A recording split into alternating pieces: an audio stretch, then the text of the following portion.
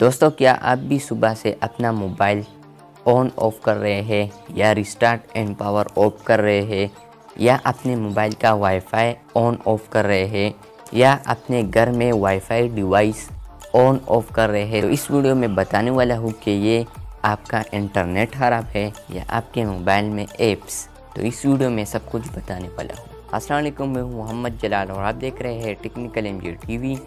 दोस्तों, social media application पर कुछ हावर्स के लिए पाबंदी लगाई गई।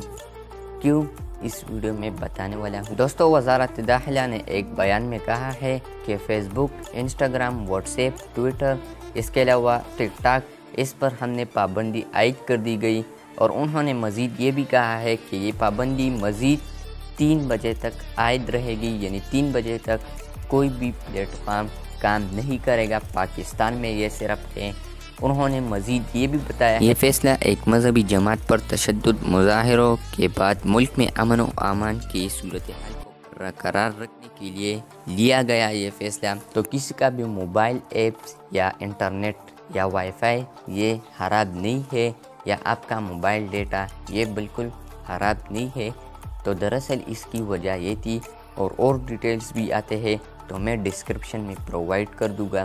तो आप लाजमी से इस वीडियो के बाद डिस्क्रिप्शन भी चेक किया करें, शायद मैं अपडेट देता चलूँ डिस्क्रिप्शन में।